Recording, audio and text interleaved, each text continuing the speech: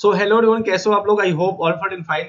So guys, in previous lecture we have discussed about class 10th science revised syllabus for CBSE board for science, and in this lecture we are going to start first topic, that is chemical reactions and equation. So in chemical reactions and equations we have to study various topics like chemical equations, chemical balanced equation, implication of a balanced equation, type of chemical reactions, and in type of chemical reactions we have to study combination reaction, decomposition reaction, displacement reaction, double displacement reaction, precipitation reaction, oxidation and reduction reaction, and neutralization reaction.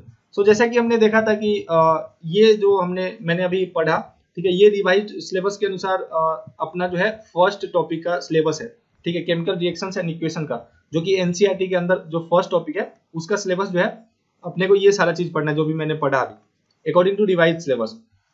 तो अपन match करते हैं थोड़ा NCERT से कि इसके अंदर जो है एक्चुअली जो टॉपिक मैंने पढ़ा वो है कि नहीं है, ठीक है, क्योंकि मेरे को लग रहा है थोड़ा बहुत जो है टॉपिक छूटा है। तो मैंने पढ़ा था फर्स्ट केमिकल इक्वेशन, ठीक है, अपना ये केमिकल इक्वेशन है एनसीईआरटी के अंदर, इसको पढ़ लेंगे यहाँ से। एंड फिर नेक्स्ट है बैलेंस्ड केमिकल इक्वेशन, या this is balanced chemical equation, ये भी टॉपिक है एनसीईआरटी के अंदर।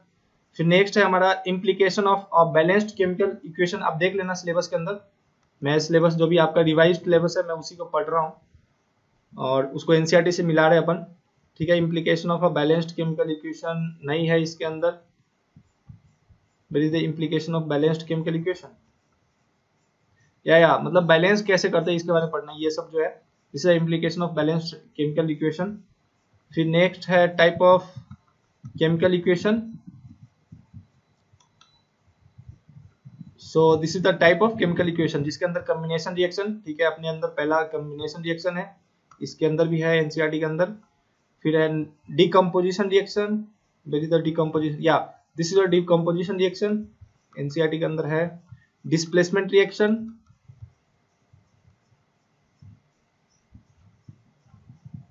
या डिस्प्लेसमेंट रिएक्शन ये भी है एनसीईआरटी के अंदर। फिर नेक्स्ट है double displacement reaction, this is double displacement reaction, ये भी देखेंगे अपन एक एक करके सबको, जस्ट आई एम मैचिंग, ठीक है, कि मतलब सिलेबस के अंदर जो है वो एक्चुअली इसमें है कि नहीं है। फिर नेक्स्ट है ऑक्सीडेशन एंड रिडक्शन, ठीक है, ऑक्सीडेशन रिएक्शन अपने चैप्टर अपने सिलेबस के अंदर भी है। फिर इसके बाद precipitation reaction and neutralization reaction अपने को चाहिए।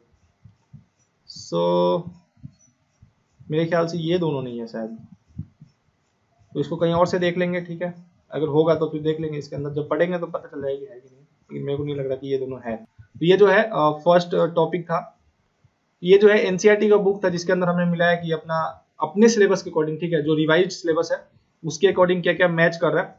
तो शायद सारा चीज मैच कर रहा है, दो रिएक्शन टाइप ऑफ रिएक्शन को छोड़ के न्यूट्रलाइजेशन रिएक्शन नहीं था इसके अंदर एंड प्रिसिपिटेशन रिएक्शन नहीं था। अगर होगा तो उसको देख लेंगे, लेकिन ऑलमोस्ट सारा चीज मैच कर रहा है, ठीक है। ये है सिलेबस, आप देख लेना, मैं स्क्रीन पे लगा दूंगा, राइट। सो गाइज, अगर आप इस चैनल पे फर्स्ट टाइम के लिए आए हो तो प्लीज डू सब्सक्राइब एंड अपने दोस्तों के साथ इस वीडियो को शेयर कर दो। If you have any question और any doubt then you can comment, I will give you answer. And सबसे इंपॉर्टेंट बात, and please don't forget to like this video, ताकि मेरे को मोटिवेशन मिलता रहे एंड मैं प्रॉपर टाइम टू टाइम आपके लिए वीडियो लाता रहूं, ठीक है। अपन हर एक चीज डिस्कस करेंगे, ठीक है, आपको कहीं और जाने की जरूरत नहीं है, हर एक चीज डिस्कस करेंगे एंड इस लेवल तक डिस्कस करेंगे कि आप जैसे ओलंपियाड हो गया, एनटीएससी वगैरह हो गया, ठीक है, जो भी कंपटीशन होगा नेक्स्ट नीट और जेई देना चाहते हो, अपन उस टाइप से पढ़ाई करेंगे, ठीक है। बोर्ड का एग्जाम क्या होता है ना, जब मैं पढ़ता था हमारे टीचर बोलते थे कि बोर्ड की एग्जामिनेशन की तैयारी लास्ट के 2 महीने में होती है, ठीक है।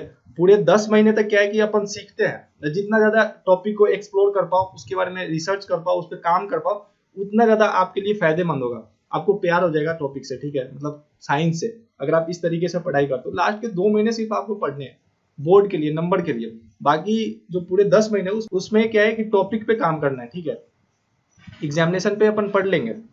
सो हमारा जो पढ़ने का तरीका होगा वो होगा समझने का, ठीक है, रटने का नहीं। जहाँ पे रटना होगा, थोड़ा बहुत चीजें तो रटना होगा, मैं वहां पे बता दूंगा, मतलब रटने का ट्राई कम करना, मैं बताता चलूंगा कि कहाँ पे रटना है। So let's start. एंड जो पहला है, यहाँ पे कुछ एग्जाम्पल दिया गया, डेली लाइफ का एग्जाम्पल है। So consider the following situation of daily life. Think what happened when milk is left at room temperature during summer. क्या होता है, दूध जो है फट जाता है, ठीक है, खराब हो जाता है, क्योंकि उसमें केमिकल रिएक्शन होता है, ठीक है, टेम्परेचर आने के कारण। टेम्परेचर बढ़ने के कारण काफी टाइम तक अगर उसको छोड़ देते तो, इवन फ्रीज में भी होता है तो खराब हो जाता है 2-3 दिन तक अगर छोड़ दो तो, क्योंकि वहाँ पे केमिकल रिएक्शंस होता है, right. And iron tawa pan nail is left expose to humid atmosphere, ठीक है। कोई भी अगर आपके पास लोहे का कोई भी सब्सटेंस है, ठीक है, उसको अगर आप ह्यूमिड एटमोस्फेयर मतलब जो वाटर कंटेंट होता है एटमोस्फेयर के अंदर वो इंक्रीज हो जाता है, तो उसको बोलते हैं अपन ह्यूमिड एटमोस्फेयर, ठीक है। जैसे ठंड के दिन में देखना क्या होता है, ह्यूमिडिटी जो है ज्यादा होता है, क्यों? क्योंकि उसके अंदर जो मॉइस्चर है, ठीक है, इन्वायरमेंट के अंदर वो बढ़ जाता है, मतलब वाटर H2O का जो वैल्यू है वो बढ़ जाता है इन्वायरमेंट के अंदर, एटमोस्फेयर के अंदर, तो वो ह्यूमिड हो जाता है। तो जब आप किसी भी लोहे के सब्सटेंस को अगर आप एक्सपोज होने के लिए छोड़ देते हो एटमोस्फेयर में, तो क्या होता है उसके अंदर जंग लग जाता है, क्रोजन हो जाता है, ठीक है, ऑक्सीडेशन के कारण। ऑक्सीजन के प्रेजेंस में क्या है, Fe जो है रिएक्शन करता है एंड वो जो है मतलब क्रोजन हो जाता है उसमें, और वो खराब होने लग जाता है, उसका थिकनेस बढ़ जाता है। ये सब चीज अपन देखेंगे आगे क्रोजन के बारे में, ऑक्सीडेशन रिएक्शन के बारे में, ठीक है। ग्रेप्स गेट फर्मेंटेड, क्या होता है जब अंगूर पेड़ में होता है, क्या बहुत मीठा लगता है, अच्छा लगता है, लेकिन उसको 5-6 दिन तोड़ के छोड़ दो, बाहर निकाल के, मतलब पेड़ से उसको लेकर के आ जाओ और छोड़ दो घर में, क्या होगा, खराब हो जाएगा। क्यों? क्योंकि उसमें केमिकल रिएक्शन हो रहा है। फूड इज कुक्ड, खाना का पकना, ठीक है। पहले क्या होता है, रोटी होता है, मतलब पहले क्या होता है, जैसे चावल ले लो, ठीक है, तो चावल का मतलब वो सॉलिड फॉर्म में होता है, जब वो पक जाता है पानी वानी उसमें डाल दिया, उसमें हीट दिया तो पक गया, जब उसको आप पिसलोगे, उसको आप दबाओगे तो क्या होगा, उसका मतलब स्टेट ही चेंज हो जाता है। तो उसके अंदर क्या हो रहा है, केमिकल रिएक्शन हो रहा है, जो मतलब ब्रेकेज ऑफ बॉन्ड, जो वो मतलब राइस है उसके अंदर जो बॉन्ड्स है वो ब्रेक हो रहा है, और उसको आप आसानी से पीस दे रहे हो, ठीक है। फिर नेक्स्ट है food get digest in our body, पहले खाना पकाया फिर खाना खाया, वो भी क्या है, केमिकल रिएक्शन है। फिर नेक्स्ट है be respire, so this is all about chemical reactions, ये सब जो है केमिकल रिएक्शन ही। आप मतलब रोज जो है इस चीज को देखते हो, लेकिन आप किस तरीके से देखते हो वो आपके ऊपर डिपेंड करता है। एज ए साइंस स्टूडेंट, ठीक है, कोई भी चीज हो रहा है, कोई भी केमिकल सब्सटेंस का अगर उसका स्टेट चेंज हो रहा है, लिक्विड से गैस में, या फिर गैस से लिक्विड में, या फिर सॉलिड से गैस में, सॉलिड से लिक्विड में अगर जा रहे हो, तो आपको मतलब थोड़ा बहुत आइडिया होना चाहिए कि एक्चुअली हो क्यों रहा है, क्योंकि वहाँ पे केमिकल रिएक्शन हो रहा है। आप अभी से कर लोगे, जैसे अपन पढ़ेंगे ना वैसे वैसे मैं बताता चलूंगा कि क्या चीज को कैसे देखना है, राइट। सो फिर नेक्स्ट है in all the above situation the nature and the identity of initial substance have somewhat change. अब जैसे कि देखो, मतलब दूध से दही बनना, तो उसमें क्या होता है, पहले दूध होता है, अब उसमें थोड़ा सा हमने कुछ मतलब रात को उसमें जोरन मिक्स करते हैं ना, हाँ, मतलब दही का थोड़ा सा सब्सटेंस उसमें रख देते हैं, तो उसको उसके अंदर क्या होता है, वो दूध से दही हो गया, ठीक है। तो उसके अंदर क्या इनिशियल जो मटेरियल था अपने पास, सब्सटेंस दूध था, फाइनल सब्सटेंस क्या हो, दही। तो दोनों का जो नेचर है ना, तो बिल्कुल ही अलग है, प्रॉपर्टी होगा बिल्कुल ही अलग होगा, मतलब रिएक्शन नहीं कारण उसका नेचर का, सब्सटेंस का नेचर, सब्सटेंस का प्रॉपर्टी जो है वो चेंज हो जाता है, ठीक है। और उसके फिजिकल चेंजेस भी होते हैं उसके अंदर, right. So we have already learned about physical and chemical changes of matter in our previous classes, 9th में पढ़ा होगा आपने, ठीक है। नहीं भी पढ़ा है तो कोई दिक्कत नहीं, अभी अपन डिस्कस कर लेंगे जहां पे भी ये आएगा topic. whenever chemical change occur, we can say that the chemical reaction has taken, जहां पे भी chemical changes होगा, ये जैसे दूध से दही बना, या फिर राइस है आपका सॉलिड है, उसको आपने चावल बना दिया पका करके, तो उसके अंदर क्या केमिकल चेंजेस हो रहा है, क्यों? क्योंकि वहां पे केमिकल रिएक्शन हो रहा है, right. You may perhaps be wondering as to what is actual meant by a chemical reaction, मतलब actual meaning of chemical reaction है क्या, ठीक है। ये कैसे अपन फाइंड करेंगे कि केमिकल रिएक्शन ही हो रहा है। तो उसके लिए हम लोग बहुत सारा एक्टिविटी देखेंगे, बहुत सारे केमिकल रिएक्शंस देखेंगे अलग अलग सब्सटेंस का। So how do we come to know about a chemical reaction has taken place, कैसे जानेंगे, ठीक है। Let us perform some activities to find the answer of this questions, ठीक है। उसके लिए यहाँ पे 3-4 एक्टिविटीज दिया है कि इस तरीके से जो है केमिकल रिएक्शन होता है, आप उसको ऑब्जर्व करो, ठीक है। जो पहला एक्टिविटी है उसके अंदर क्या है, मैग्नीशियम रिबन को जो है इन प्रेजेंस ऑफ एयर उसको जलाया जाता है, तो अपन जो है मैग्नीशियम ऑक्साइड की प्राप्ति होती है इसके अंदर, जब अपन मैग्नीशियम रिबन को जलाते हैं इन प्रेजेंस ऑफ क्या, इन प्रेजेंस ऑफ एयर, ठीक है। मतलब ऑक्सीजन के प्रेजेंस में जब आप मैग्नीशियम रिबन को जलाओगे तो आपको मिलेगा magnesium oxide, MgO, magnesium oxide, और ठीक है। तो यहाँ पे एक्चुअली क्या कर रहे हैं अपन, ये जो है एक मैग्नीशियम रिबन है उसको टर्म से पकड़ रखा है, और ये जो है इसके अंदर हीट पास हो रहा है, इसको जला रहा है, तो अपन को एक पाउडर फॉर्म में मैग्नीशियम ऑक्साइड मिल रहा है। एंड इसके अंदर क्या होगा, we must have observed that the magnesium ribbon burned with a dazzling white flame, ठीक है। मतलब उसका जो फ्लेम होगा, जो जलने का फ्लेम होगा, जब वो जल रहा होगा तो उस टाइम जो है इसका कलर, ये देखो फ्लेम है, उसका कलर क्या होगा, दार्जिलिंग व्हाइट फ्लेम होगा, ठीक है। ये जो कलर होगा डार्जिलिंग व्हाइट फ्लेम होगा, इसको याद रखना, राइट। ये जो कलर है ये डार्जिलिंग व्हाइट फ्लेम होगा, इसको याद रखना आप। जब मैग्नीशियम रिबन को इन प्रेजेंस ऑफ एयर जलाते हैं, इन प्रेजेंस ऑफ एयर, ठीक है, जब जलाते हैं तो दार्जिलिंग व्हाइट फ्लेम उससे निकलता है, मतलब रेज है वो एक्चुअली। मैग्नीशियम रिबन जो है व्हाइट पाउडर के अंदर चेंज हो जाता है। This powder is magnesium oxide is form due to the reaction between magnesium and oxygen presence in air. Magnesium का रिएक्शन एंड ऑक्सीजन के रिएक्शन के कारण जो है यहाँ पे अपने को MgO2 मिल रहा है, MgO मिल रहा है, मैग्नीशियम ऑक्साइड मिल रहा है, ठीक है, due to presence of oxygen in air, ठीक है।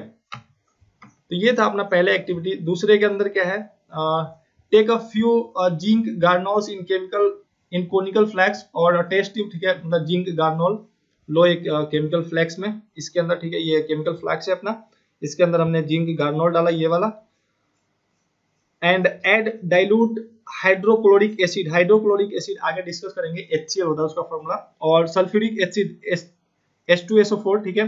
तो दिस, इसके अंदर क्या करो, पहले तो जिंक गार्नोल डालो, फिर डाइल्यूट सल्फ्यूरिक एसिड या फिर हाइड्रोक्लोरिक एसिड मिला दो, डाइल्यूट होना चाहिए, डाइल्यूट मतलब वाटर कंटेंट होना चाहिए, राइट। तो ये मिलाओगे तो क्या होगा, do you observe anything happen around zinc granule, या you can observe the heat or the evolution of H2 gas, right, after the reaction of zinc garnol and dilute sulfuric acid, ठीक है। तो यहाँ से क्या होगा कि H2 गैस, हाइड्रोजन गैस का इवोल्यूशन होगा, यहाँ से बाहर निकलेगा इस ट्यूब के थ्रू, एंड ये सब जो है ग्लास ट्यूब है, ठीक है, ऐसे लगा रखा है, कॉर्क है, दिस इज कोनिकल फ्लैक्स, इतना ज्यादा इंपॉर्टेंट है नहीं ये सब अपने लिए जो है रिएक्शन इंपॉर्टेंट है, ठीक है, एक्चुअली हो क्या रहा है। सो यहाँ पे जो भी हमने दो एक्टिविटी देखा यहाँ पे, तो यहाँ पे क्या कर सकते हैं अपन, we can say that any of the following observation help us to determine whether a chemical reaction has taken place।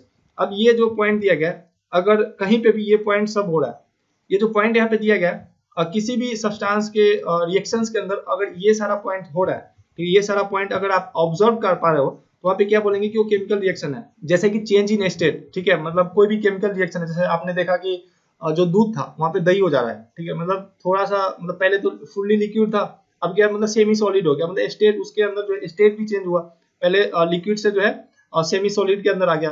जैसे आपने चावल बनाया तो चावल के अंदर क्या था, पूरी तरह से सॉलिड था, जब आप उसको ऐसे कर रहे हो तो दब नहीं रहा था, बट चावल बन गया उसके बाद क्या हुआ, उसके अंदर जो है वो भी सेमी सॉलिड टाइप हो गया, मतलब वो पूरा दबने लग गया, आप इजिली उसको दबा सकते हो। तो वहाँ पे क्या स्टेट भी चेंज हो रहा है, ठीक है। जैसे आप वाटर को जब आप बॉइल करते हो तो उसके अंदर क्या है, वाटर लिक्विड है, वो जो है वेपर में कन्वर्ट हो जाता है, तो उसके अंदर क्या स्टेट में चेंज आ रहा है, उसके कोई भी जो इनिशियल सब्सटेंस था उसके स्टेट में चेंज आ रहा है, राइट। तो वहां पे क्या होगा, केमिकल रिएक्शन होगा, मतलब यहाँ पे दिया है इन्होंने कि ये सारा चीज अगर हो रहा है तो आप बोल सकते हैं कि वहां पे केमिकल रिएक्शन हो रहा है। और नेक्स्ट जो है चेंज इन कलर, ठीक है, मतलब कलर में चेंज होना। जैसे यहाँ पे मैग्नीशियम को जलाया हमने तो कैसा कलर आया, और दार्जिलिंग व्हाइट फ्लेम निकला था, तो चेंज इन कलर, जहाँ पे भी कलर चेंज होगा तो उसको क्या बोलेंगे, केमिकल रिएक्शन हो रहा होगा। इवोल्यूशन ऑफ गैस, जैसे इस केस में क्या था, H2O गैस का इवोल्यूशन हो रहा था, ठीक है, zinc granule and dilute sulphuric acid को मिलाने के बाद यहाँ पे अपने को क्या प्राप्त हुई, H2 gas, evolution of gas. Changes in temperature, और यहाँ पे जब आप इसको छुओगे ना, जब रिएक्शन हो रहा होगा, जब इसको छुएगे तो यहाँ पे जो है आपको हीट महसूस होगा, क्योंकि यहाँ पे हीट का इवोल्यूशन भी हो रहा है H2O गैस के साथ, तो मतलब चेंजेस इन टेम्परेचर भी है। तो ये सारा चीज जहां पे भी होगा तो वहां पे आप बोल सकते हैं कि केमिकल रिएक्शन के कारण ये सब जो चीज है वो सब हो रहा है, right.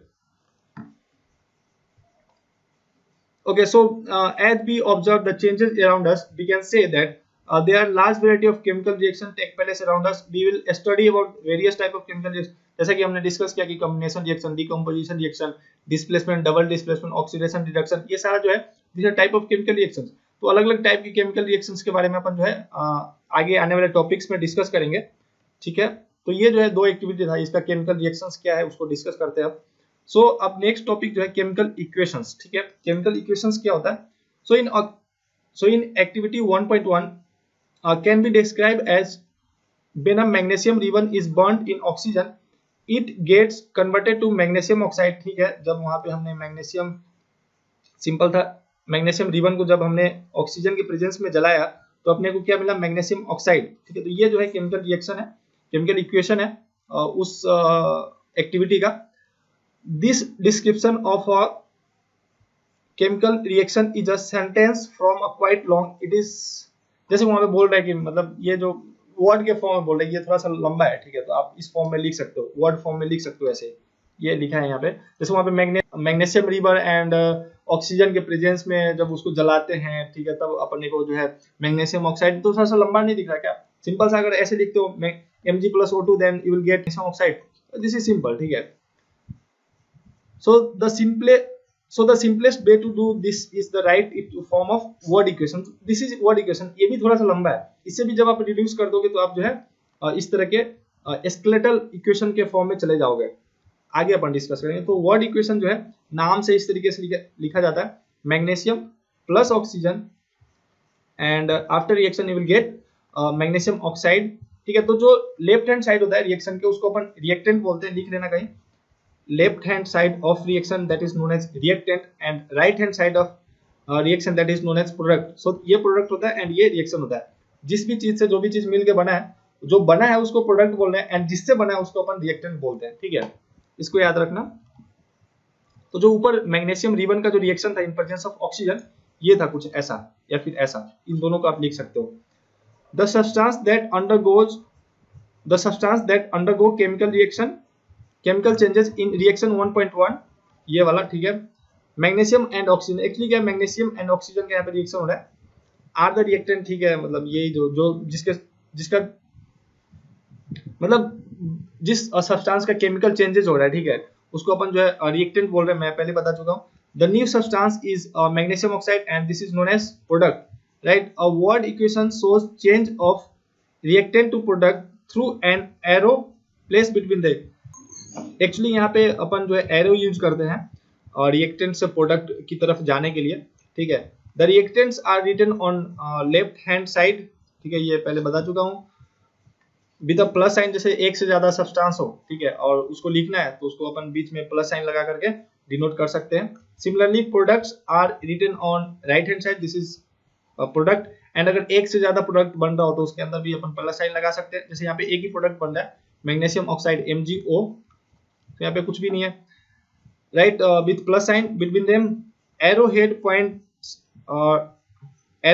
points toward the product and shown the direction of reaction। जैसे ये वाला एरो जो है, ये क्या शो कर रहा है, रिएक्टेंट टू प्रोडक्ट, ये तो जा रहा है पहला पॉइंट। दूसरा क्या शो कर रहा है कि इसका जो रिएक्शन का डायरेक्शन है इधर से इधर, मतलब रिएक्टेंट टू प्रोडक्ट है।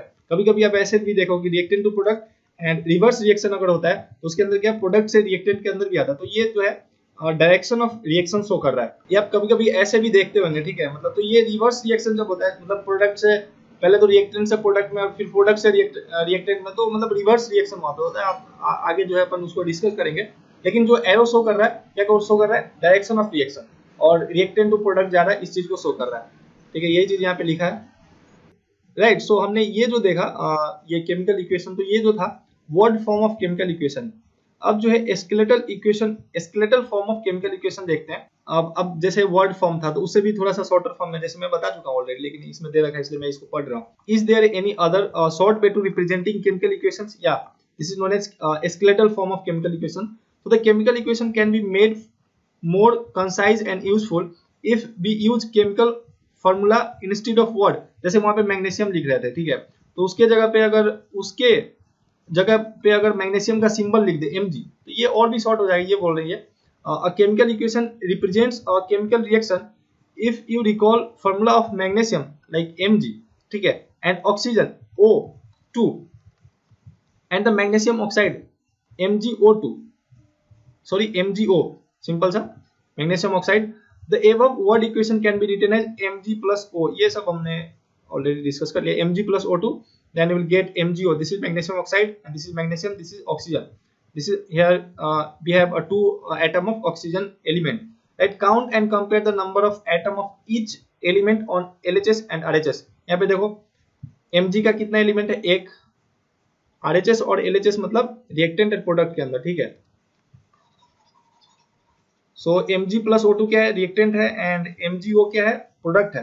तो अब यहाँ पे बैलेंस करने के लिए अपने को जो है देखना पड़ेगा कि कितने नंबर्स ऑफ एटम Mg का है एंड कितने नंबर्स ऑफ एटम ऑक्सीजन का है, दोनों side, left hand side and right hand side. So पहले अपन अगर रिएक्टेंट मतलब कि लेफ्ट हैंड साइड देखते हैं तो Mg का कितना है, नंबर ऑफ एटम 1 है, एंड ऑक्सीजन का नंबर ऑफ एटम कितना है, 2 है। फिर राइट हैंड साइड mg का नंबर ऑफ एटम कितना है 1 and number of atom of oxygen that is 1। तो यहाँ पे तो राइट हैंड साइड के अंदर ऑक्सीजन जो एक ही है, लेफ्ट हैंड साइड के अंदर कितना ऑक्सीजन है 2, एंड मैग्नीशियम तो दोनों साइड सेम ही है। तो ये बैलेंस है क्या, दोनों तरफ बराबर है क्या? एक्चुअली बैलेंस केमिकल इक्वेशन क्या होता है, जैसे कि रिएक्टेंट और प्रोडक्ट के अंदर जितने भी एलिमेंट्स जो है रिएक्शन में पार्टिसिपेट कर रहे हैं, तो दोनों तरफ अगर number of atoms of that element बराबर हो, जैसे यहाँ पे Mg और O2 है, तो दोनों तरफ number of Mg atom and number of hydrogen atom दोनों तरफ अगर बराबर, तो उसको क्या बोलते हैं, केमिकल इक्वेशन जो है बैलेंस्ड है, राइट। बट यहाँ पे बैलेंस्ड है क्या, इसके इधर राइट हैंड साइड देखो तो ऑक्सीजन का एक है, बट इधर क्या 2 है, मैग्नीशियम का एक है एंड इधर मैग्नीशियम का एक है। मैग्नीशियम तो बैलेंस्ड है बट ऑक्सीजन बैलेंस्ड है क्या, नहीं बैलेंस्ड है, ठीक है। तो ये जो है अनबैलेंस्ड केमिकल इक्वेशन है, अनबैलेंस्ड बैलेंस्ड केमिकल इक्वेशन, ठीक है। तो नेक्स्ट लेक्चर से जो है अपन बैलेंसिंग सीखेंगे और बैलेंस्ड केमिकल इक्वेशन क्या होता है उसके बारे में देखेंगे। मैंने थोड़ा सा बता दिया है कि बैलेंस्ड किसको बोलते हैं, लेकिन जो है actually upon formal definition of balanced chemical equation next lecture से देखेंगे। अपन बुक पढ़ रहे हैं, ठीक है, थोड़ा सा मजा आ रहा होगा आपको, क्योंकि एग्जाम में जो है डायरेक्ट इसी बुक से उठ के आता है क्वेश्चन, ठीक है, अलग से नहीं आता क्वेश्चन। अलग जो भी चीज पढ़ रहे हो वो सब क्या है, मतलब एक रेफरेंस है, बट टेक्स्ट बुक जो है अपना ये है, तो इसी से क्वेश्चन डायरेक्ट उठ के आता है, ठीक है। तो ये जो है था मतलब थोड़ा सा इसको अपन इस टाइप के रिएक्शन जो लिख रहे हैं अपन, मतलब in the form of symbol of element, ये जो है स्केलेटल केमिकल इक्वेशन बोलते हैं इसको, ठीक है। तो इस तरीके से हमने आज बहुत सारा चीज डिस्कस किया, ठीक है। सो नेक्स्ट लेक्चर से हम लोग बैलेंसिंग देखेंगे, balanced chemical equation. So guys, thank you very much for watching, have a great day and please don't forget to share and subscribe this video and please do like, and कोई भी प्रश्न है, कोई भी question है, कोई भी doubt है तो आप comment, I will give you answer, right. So